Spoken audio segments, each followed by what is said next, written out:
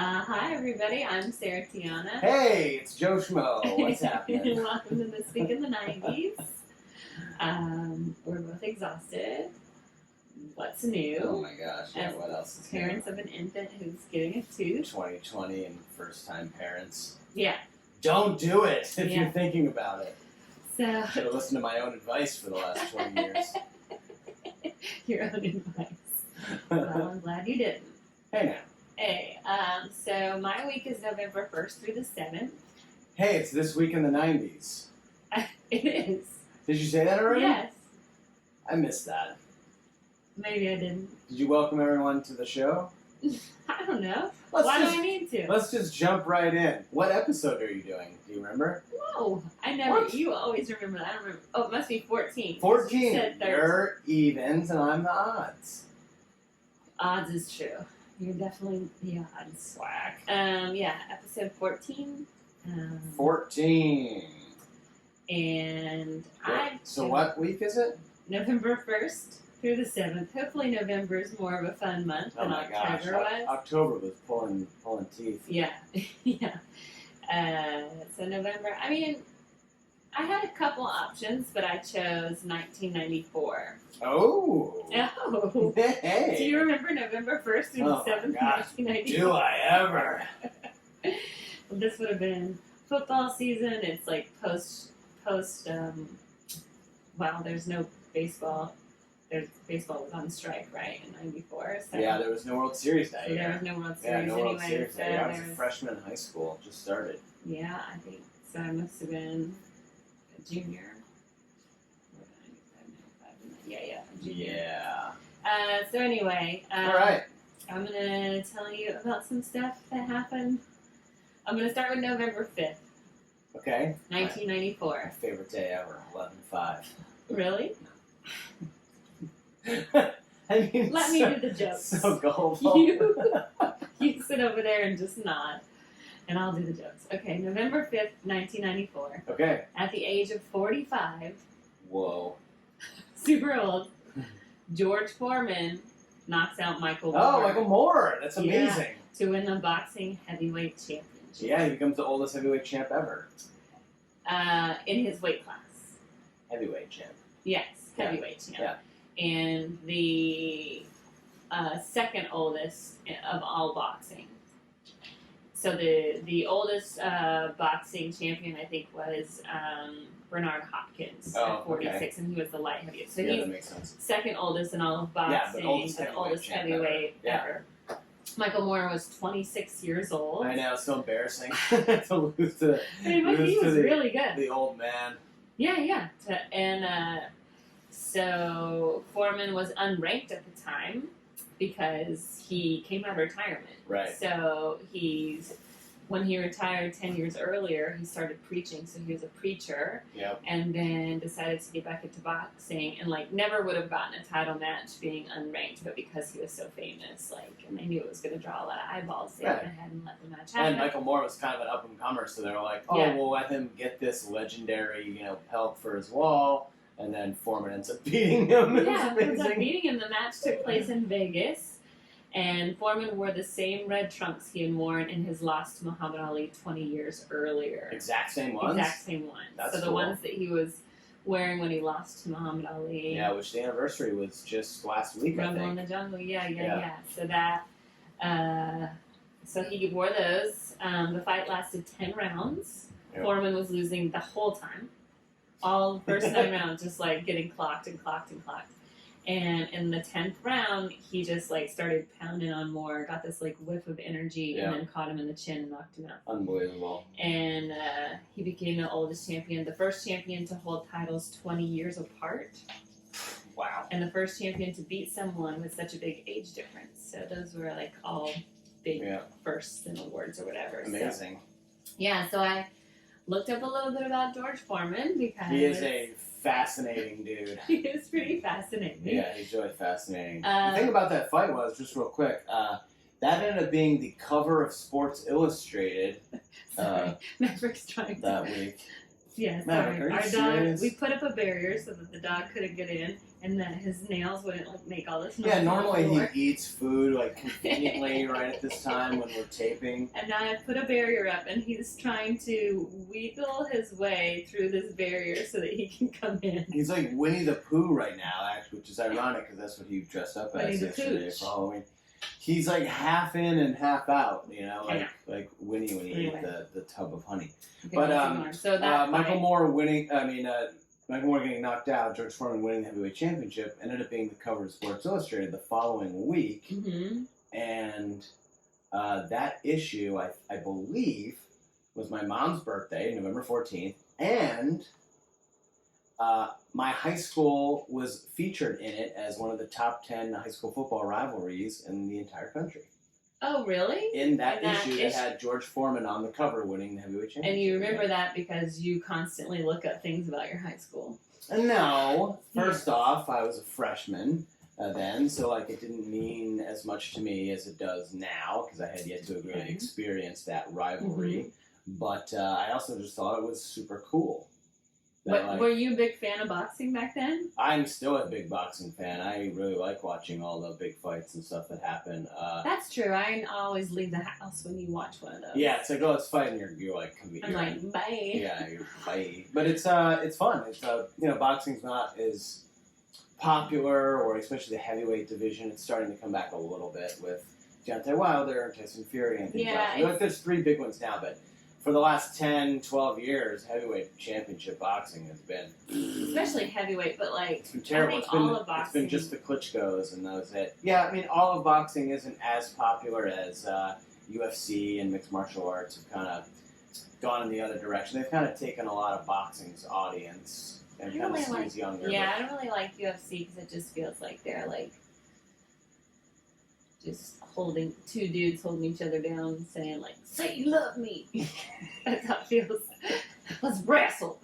I don't really like it, but boxing to me always seemed like kind of gentlemanly. And we watch Peaky Blinders, and like I think about Peaky Blinders and boxing all the time. And like the last boxing match I saw was like Mayweather and somebody. Pacquiao. Oh yeah, and even that was... Well, maybe I watched 5 years Mayweather and what's his name, the drunken Irish guy. Oh yeah, Conor McGregor. Yeah. Wow. You know. Bravo number 12. You knew exactly who I was talking about. Yes. So don't judge me. The Irish whiskey dude. Yeah, and that was 3 years ago. So yeah, that makes sense. Yeah, That makes sense. That's probably the last thing until it's like the big fun, you know. I mean, boxing was the sport of kings. It was like, Yeah. it was amazing. It's kind of like horse racing in the sense where it only exists to bet on. You Yeah.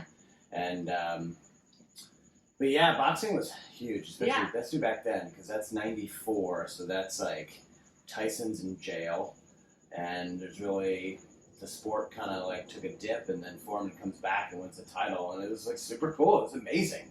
It was unprecedented. Like you said, he's losing on everyone's card every single round, 0 for 9, and then comes out.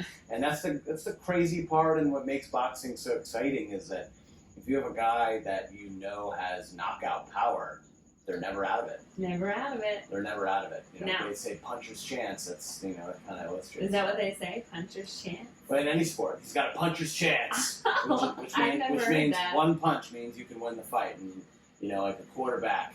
This quarterback's got a puncher's chance, which means he's capable of doing some crazy play that'll bring his team back. Or I always thought they were saying puncher's chance. Punter? Like Yeah. kick it? No. What's a punter's chance then? A puncher's chance is not a thing. You literally just made that up. Oh, okay. Well, Get it going. Definitely heard it. T-shirts. I know McAfee will buy it.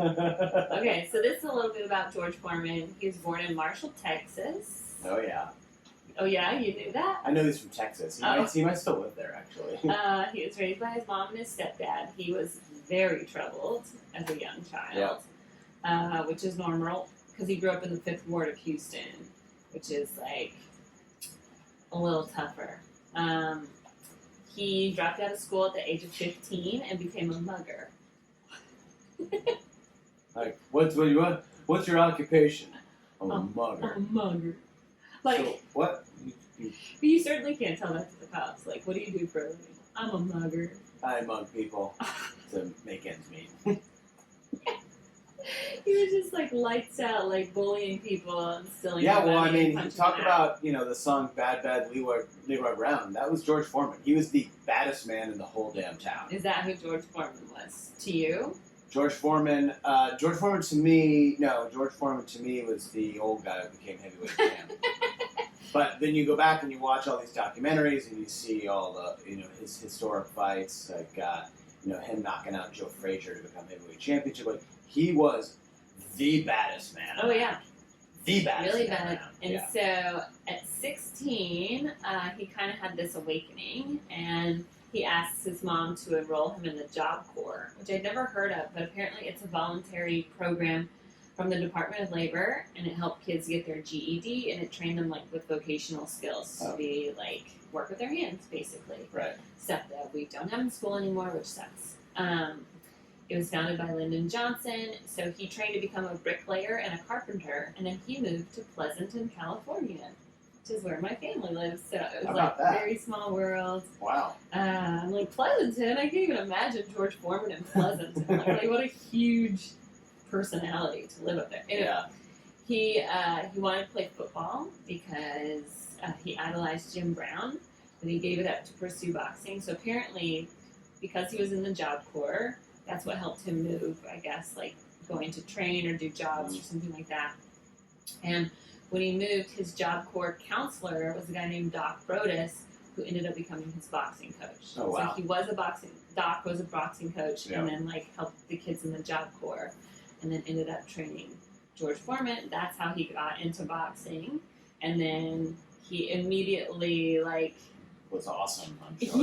Yeah. He like started training, and they were like, you're gonna be heavyweight. You're gonna be fine. And then he went like, he just like knocked out everybody that so he made it into the Olympics as without being a pro or whatever. So he won a gold medal in the Olympics in 1968 in Mexico. And then that kind of gave him a lot of attention because he had this tiny little American flag, and when he won, he just like carried it around the ring, and it was like the first time anybody had really ever like showed real American pride, I guess. I'm not really sure. It didn't really feel like that was true, but that's what he said on his website. Oh, he said that? Yeah. Yeah, that doesn't like feel accurate. Doesn't feel accurate, but it seems like especially at the Olympics where you're really there for your country. Yeah. And like Jesse Owens, maybe winning gold medals in front of Hitler, I think probably was American pride. Yeah, I'd say so. A little bit. But yeah, George won. Yeah, George, and after that it was just skyrocket for him. I didn't even. I mean, obviously I wasn't alive when the Olympics in Mexico happened, but you weren't.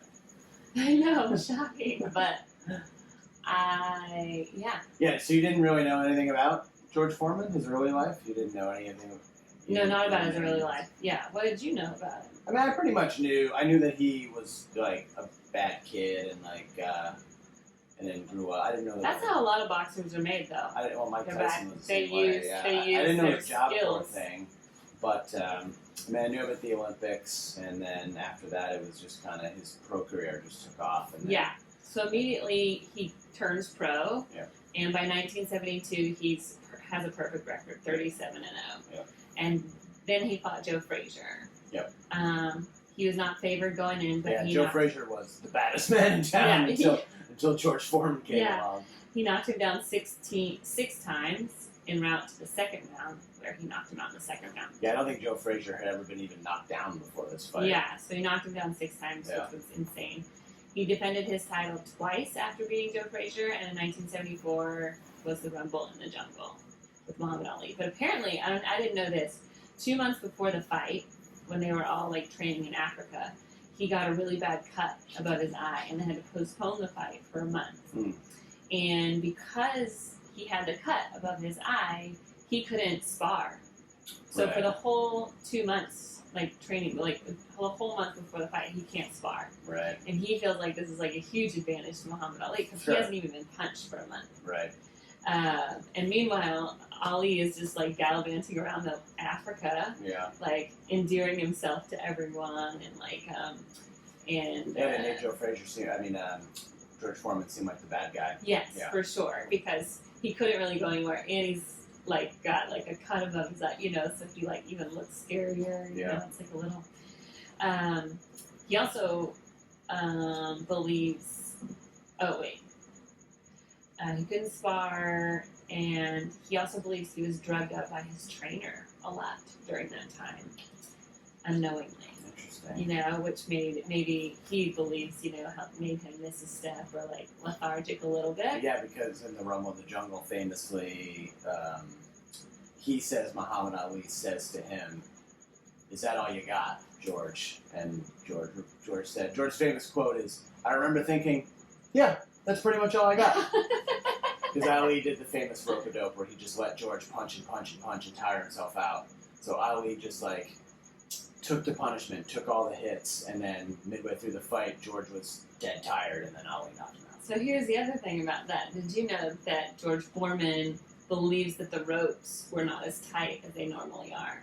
He believes that they were loosened. So that Ali could lean back further, and when George went to punch, he had to punch further and bend down and use more energy.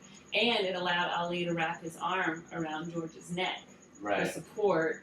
And yeah, a lot of conspiracies from George. Apparently, interesting. And if you look in the pictures, he's definitely leaning way far back. He's leaning way obviously. back. Yeah. I mean, he was also a 225-pound man leaning against the ropes. Yeah. Would lean back away from Foreman's wild swings and then clinch Foreman behind the head, forcing Foreman to expend much extra energy untangling himself. Yeah. Ali also constantly pushed down on Foreman's neck, but was never warned about doing so. To this day, whether Ali's pre-fight talk of using speed of movement against Foreman had been just a diversion, or his reliance on what he got the rope-a-dope was a mid-bout as the improvisation is unclear. So nobody really knows, but it was backed up in a couple books that the ropes appeared to be loosened, so I'm not really sure. Ali ultimately knocked him out in the 8th, the first time Foreman had been knocked out in his career. It was this whole windmill, fall swing thing. Yeah. Foreman asked for a rematch a few times, but he never got one. No one knows why, because it would have been a huge moneymaker. Ali definitely had rematches with other people, but he never went against Foreman again. Yeah, because Foreman would have destroyed him. Well, it also makes you feel like maybe if he didn't have an advantage, if he wasn't being drugged up, if the they ropes fought, were loose. If they fought in Las Vegas and not, South Zaire. Yeah. Yeah, I don't know. So this is just stuff that he's, alleging. So kind of interesting to me. Yeah, that's pretty interesting. Yeah. He is, in his personal life, he's married to his 5th wife, Mary Joan. They've been married since 1985, though, so he finally got it right.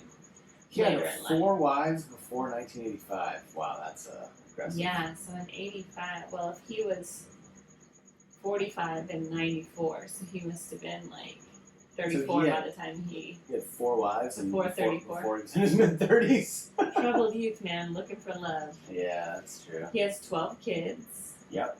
5 sons and 7 daughters. And they're all named George. All his sons are named George. Do you know why he did that?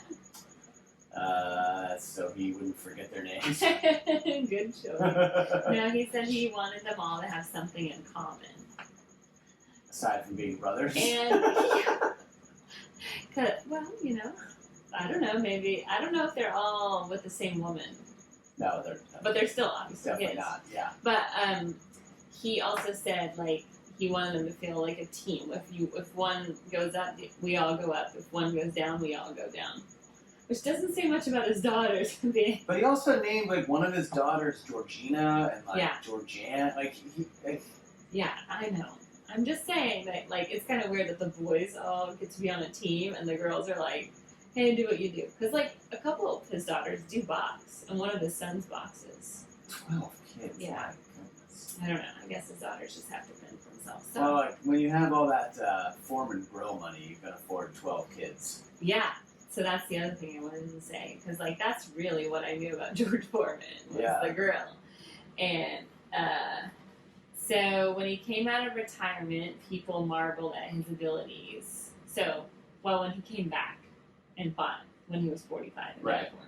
Everyone was like, oh my God, it's so amazing. And he said he was in such good shape because of what he ate and how he ate so healthy and clean. So this company named Salt and Ink approached him to be a spokesman for their grill. So that's how it all came about. And the George Foreman grill sold 100 million units by 2009. Jeez. Foreman has never confirmed exactly how much he has earned from that endorsement. Yeah, but it's like rumored like $500 million or something. It says Song paid him $138 million in 1999 for the right to use his name. So that would have been after the grill had been out for like 4 or 5 years. He was just a spokesman, and then they changed. But they had to use the name for George Foreman Grill. Right. So they bought him out. So that's for the first 4 years, he was paid 40% of the profits on each grill sold, Oh my gosh. earning him $4.5 million a month at its payout peak, yielding an estimated total of over $200 million just from the endorsement through 2011. Substantially more than you earned as a boxer. So Yeah, wow. it's at least $200 million, but it could be way more. Yeah. No one really knows. What's funny is that I've heard Hulk Hogan tell a story where I guess they had the same agent or something, and Hogan claims, take it for what it's worth, but Hulk Hogan claims that he called, their agent called Hogan first about this, but Hogan never answered. And it was like they were pitching like a grill and like a protein shake maker or something. And Hogan claims that Hogan got offered the grill first, but didn't get back to him in time. And so by the time he called the agent back, he was like, "Oh yeah, well Foreman got the grill and you get the protein shake maker." Wow. What do you think Hulk Hogan is more upset about? Losing out on the grill or losing out on the grill to a black guy? Wow. That's an honest question. Well, I'm not going to answer Not it. the best of a person. I'm not going to answer that. Okay. But I am going to. It's a fair question. But I am going to say that not having anywhere between $200 and $400 million would probably piss me off if I was Hulk Hogan. You'd leave some angry messages. Okay. Anyway, that's what Hulk Hogan claims. That's a cool claim. I've heard him tell that story. Yeah. Can you imagine that? Imagine missing that call. Like, I don't know if he was sleeping or traveling. Missing it. First of all, you can miss a call and like not return it for a day. You're not going to lose it out in an hour. No, I know. So I don't know. So I don't know what happened. Dropped the ball. Maybe, yeah, probably. But I'm saying, like, if that's true, hey, oh, sorry, I talked to Foreman. He's taking the grill. You get the protein shake maker. Cool? Cool. Yeah. Both seem like viable products going in. Like, who knew? Yeah, who knew? But I mean, think everybody about needed a quick, easy way to cook hamburgers and meat. Yeah. Nobody knew, like, because microwaves were just so difficult, and nobody has a grill. Like, for me as a college student, it was like the absolute perfect thing. Every college student in every college room I've ever been in had a Foreman grill. Yeah. Any young person who just gets their own apartment out of college, they have a Foreman grill. Why? Because really, really cooking stuff takes too long and it's too messy. Yeah. For every single dude and single girl in the world, yeah. and people living alone. You can throw hamburgers and chicken breasts on the Foreman grill, and in 5 minutes, boom, you have dinner. I must have eaten so many plain chicken breasts when you were just like doing no carbs, just throwing a breast onto the Foreman grill, dipping it in hot sauce. I'm going to eat healthy this this week. I'm going to just do chicken on the Foreman, man. But it worked. It worked. It was like, it was like this big, like. Oh yeah, then they had the bigger ones with the grill marks. Yeah, it was great. Cleaning it was such a, it wasn't really that hard, but you only cleaned it like every 4 or 5 times. I bet you probably cleaned it. I never owned one. You didn't have one? No, but our senior year, like our friend, like the guys I lived with had one, but I never personally had one because like right out of college I moved back home, and I lived. Did your mom have one? I lived and worked in the area. No. Oh, okay. So. Well. That's George Foreman. So that Love was it. November Love George Foreman. 5th, 1994. Icon. Now, this isn't my favorite story, but it's one that I think is important because I remember when this happened and it was like a really significant deal. Okay. On November 3rd, 1994, Susan Smith is arrested for murder. Susan Smith? Okay, so Susan Smith lives in South Carolina. Okay. She has 2 little boys. Okay. One is 3. One is 14 months old. On October 25th, she calls the cops, says she's been carjacked by a black guy, and he took her sons in the car. Whoa. And so, obviously everyone springs to action. Sure. And they do a drawing, but it looks like every black person in the world. Like, it's like super generic. It's not specific. Yeah. And, for 9 days she goes on television like, please bring my son home. Please. She's like crying, But on November 3rd, after immense scrutiny, she confesses to killing the boys.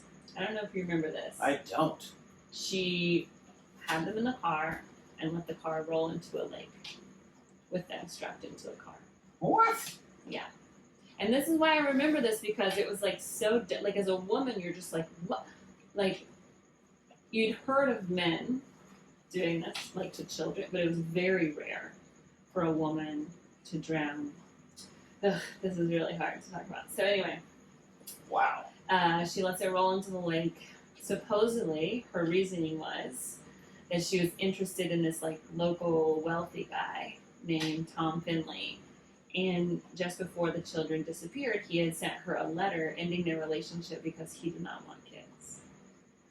So she's, like, devastated. And then she stated there was no other motive, no plan. She just drowned them on impulse and was not in the right state of mind. Yeah, no fucking shit. Jesus. Yeah, so I just remember this because I remember her, and it was a really big deal. It was South Carolina, is a state right over, and yeah. I mean, it was national news. It was, Casey Anthony in 1994. It was like basically, I guess, before OJ, right? So when it would have been after. Yeah, so OJ was June of '94. Yeah, so murders and stuff are in the zeitgeist, basically. Yeah. And apparently investigators doubted her story right from the start. So she was like their suspect in their mind from the beginning. Got it. Even though it took 9 days so they started searching everywhere, thinking the boys were still alive. So what made them, did she confess to the lake? Yeah, part? She just told them everything. They actually were looking in the lakes, but they were only searching 30 feet from the shore. And they ended up finding the car 120 feet into the lake. Yeah. They also doubted her story because she said she was stopped at this traffic light when she got carjacked and that there were no other cars around. But when police checked the traffic light, it was on sensors. So you wouldn't, if you're stopped, it's because there's another car turning. Oh, interesting. So they knew she was lying if she said no other cars were there. Wow. Because she was like, oh, there's no witnesses. It's like she wouldn't have been stopped if... She wouldn't have had to stop at the light if there was another car. Right. She only would have stopped if another car was driving perpendicular to her. Wow. That's amazing. Isn't that crazy? So her story did not add up. Clearly that wasn't thought out. Definitely not thought out. Definitely an impulse. She was a really fucked up lady. She shouldn't have had children in the first place. She had a really rough childhood because her father died by suicide when she was 6 years old. She attempted suicide at 13. Her mother then married this guy named Beverly Russell, who was a member of the local chapter of Christian Coalition, and it was later revealed that he molested her until she was a teenager. Apparently, there's a lot of other allegations that their relationship had continued up until the boys, After graduating from high school in 1989, she made a second attempt to kill herself after a married man ended their affair. Then she married David Smith. They had 2 sons, and the relationship was rocky due to mutual allegations of infidelity, and they separated a bunch. She was incarcerated. She was found guilty. She was sentenced to life in prison and incarcerated at the Camille Griffin Graham Correctional Facility in South Carolina. But she was later moved to Leith Correctional after it was discovered that 2 guards were having sex with her. She is eligible for parole on November 4th, 2024. 30 years. She will not be released. I hope not. But I just can't even, now that we have I can't even imagine, That is insane. just I freak out when he tries to roll over in the tub. I can't even imagine, like it is a whole other right. Yeah, mental illness that would allow you to do something like that. Yeah, no, definitely. That's someone who was never right in the head, whether it was right. From a young something age she was born with or circumstances of her youth and I think it's definitely her adolescence. Yeah, your father kills himself, and then you try to kill yourself, and you've been molested. Yeah. That's especially by an active member of the church. So like you're seeing two sides, so you get split personalities for sure from something like that. Yeah, when you're seeing someone act two different ways, right? That's your only logical. Someone who with multiple accusations of infidelity, and then. So that's someone who's definitely impulsive and just does things and not sex with the guard, sex with the married man, and doesn't think about consequences. And so, she thinks she had a death wish, so she didn't want to live anyway. But this guy doesn't want me. It's because I have kids. Let me just get rid of my kids. Yeah. And then when it happens, she's like, oh my God, what did I do? That was a terrible idea. Like, how can I do that? Yeah. So really awful, shitty. But I just remember it being such a shock. Did it get, obviously I don't remember this, so did it receive the national coverage, we specifically... Water is not the time, this is not the time to be drinking water, Maverick, when we're talking about... a sensitive topic with the sensitive water. Topic. Hey, you're done. So, we're just going to leave that in because this is what's happening. Did it have the national... Obviously not as much as O.J. Simpson. No. But was it all over the news? Like, how did if I remember it, then it had to have been all over the news because to me it was just such a huge story. It was definitely like a Dateline. It was like a 60 Minutes. Right. Yeah, definitely garnered national attention. We'll move on. You don't remember that. I don't. Evan, get out of here. Go. For Christ's sake. Hey.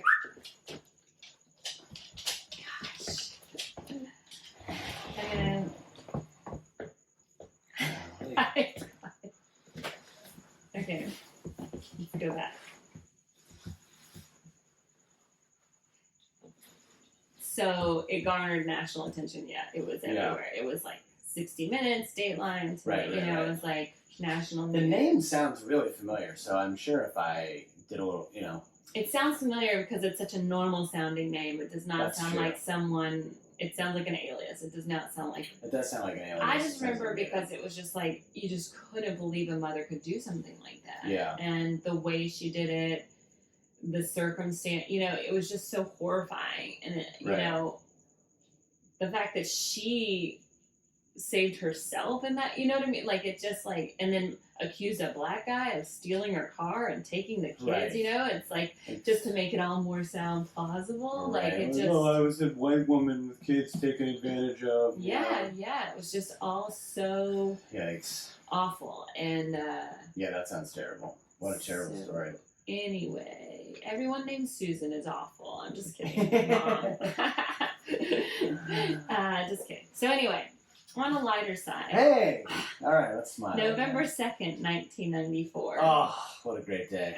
The NFL expands and adds the Panthers and the Jaguars. Oh, and how lucky we've been for the last 20 years, I would say, or 25 years, getting to watch these two fantastic teams. I know, right? It's like, in the beginning, Jacksonville was really good. Well, that would have been... so, Tom Coughlin was the coach before he went to the Giants, and they had, Mark Brunell and Fred Taylor and, Keenan McCardle and Jimmy Smith, and, they were... Tony Baselli's their first ever draft pick. Yeah. And so, they were kind of a fun team in the beginning. They made the playoffs. They won some games. And then in Carolina, too, they had the Panthers, the cool... they had the kind of the neon blue with the black, and then... they eventually ended up going to the Super Bowl. Who was their first quarterback? Who was the Panthers' first quarterback? I don't know, maybe Kerry Collins, something like that. I don't know. I just assumed you would know. No. I know Kerry Collins played for them. I don't know. I feel like he was maybe their first quarterback. Okay. But, somebody tweet me and correct me on that. But, yeah, but like these are two franchises that not a lot of winning. You know, Yeah, like, no. Like some division titles, the Panthers made a Super Bowl, but two new franchises in 20 years. That's one Super Bowl appearance. Like it's pretty lame. I mean, I know Detroit still. Well, they both made the playoffs the same year. It was like 3 years after they came to fruition. They both made the playoffs, so they had a chance of playing each other which would have been in amazing. like the Super Bowl, but they never made it further than the divisional round. Which is funny because so the year before Major League Baseball expanded 2 teams. That was the Rockies and the Marlins, and then the next year NFL. So that brought Major League Baseball to 30 teams, and this brought NFL to 32. So they had 16 and 16 on each side. So. Yeah. So I looked up fun facts about the Panthers. Oh, I love it. Okay, great. So cobras, rhinos, and cougars were all names that were considered. Ooh, so let's think about this. The Carolina Cobras, that's pretty cool. That sounds cool. That doesn't really sound like an NFL name, though, does it? Not a lot of cobras. I don't think of cobras being in Carolina. Being indigenous. Neither do rhinos. The Carolina Rhinos. There's so many rhinos in so what was the other one? Cougars. The Carolina Cougars. Yeah, there's lots of them. If you've been downtown on a Friday night at a wine bar, so lots of Carolina Cougars and Panthers are kind of the same. I know animal people are like, they're not the same. They're definitely not the same. And they ended up sailing on the Panthers because Jerry Richardson's son loved the animal. That makes sense. I mean, Jerry Richardson is a guy, again, not a great guy. He put a statue of himself out front of the stadium. And then it is an agreement to sell the team, because he was kind of forced to sell after some stuff came out recently. And so his agreement of selling to David Tepper, David Tepper had to agree to not take down the Jerry Richardson statue. And even if it puts a statue of themselves up is so weak. You know what I mean? Yeah. Like, it's just like... I mean, he's just one of them good old boys, you know? No, I know, I get it. But it just says a lot about yourself. It just reminds me of that it just... Walter Payton. Like, I always think whenever somebody does something like that, I think of Walter Payton. Like, when you're good, you tell everyone. When you're great, they tell you. Right. That's all I think about all the time. I think about that quote every day. And, yeah. So anyway, that's why it was named the Panthers. Bank of America Stadium wasn't finished until 96. So they played their first season at Clemson. Nice. So, did you know? I should be quizzing you. I don't think so. Yeah. According to NFL Films, the Panthers logo represents the outline of North and South Carolina. The Panthers logo? Yeah, so when you trace the logo, the outline of it is both states. Oh, interesting. Okay. I didn't know that. Okay. Now you know it. There's going to be a quiz after this. Fun facts. Fun facts! Jerry Richardson was the only owner that played in the NFL when he was I guess maybe he still is. Yeah, he's still the only owner to play in the NFL. I know Jerry Jones played at Arkansas, but not in the NFL. What did he play? He was like a lineman or a defensive Jerry lineman. Jones, I can't even imagine him doing anything but talking. Yeah. Nice. Yeah. I would just imagine him, keeping score on the sideline like, I'm going to remember that you did that. Not even keeping score for the game, just keeping like score. Personal score. Yeah, personal score. After every win at home, they play what song? We Are Family. Because everybody's cousins. They play Sweet Caroline. Oh gosh, I hate your that favorite Red Sox song. I hate that song. Okay, so that's that. Fun facts. Ba ba ba. Oh, sorry, I thought we were saying it. No, we're not. Because of YouTube, we're not allowed. So good. All right, they're the Jaguars. See, now you say Jaguars. Jaguars. Yeah, there's no W in Jaguars. Jaguar? You want me to say it like the car? How do you spell Jaguars? Jaguars. Now say it. Jaguars. All right. Well, that's how I say it. How do you say it? Jaguars. Like how it's That's what you just said with a W. But you just said it with a W. No, I didn't. Jaguars. There's a U in there. You say Jaguars. There's no W or I. Say it again. Jaguars. You just used the W. No, I didn't. Yes, you did. You say Jaguars. There's no I in the word. Or I'm W. not saying Jaguars. Say it. Jaguars. Yeah, see, now it's in your head. See, you're hearing it. Say coupons. Coupons. Do you say coup or coupons? See, I hate people who say coupons. I There's no Q in the word. It drives me insane. But These people who don't know how to talk. But if there was a Q, it'd be quipons. It's just like, I just don't understand. It'd be an E. Q-U-E. Yeah. Coupons. Coupons. That's not how, there's no. All right, anyway, dummy. The Jaguars. There are other words. See, look, you did it again. Their original Jaguar logo was a big controversy because it resembled the Ford logo for the Ford car, which Ford owned the Jaguar at the time. Oh, right. And so there was like a big issue between Ford. No, I'm trying to do it.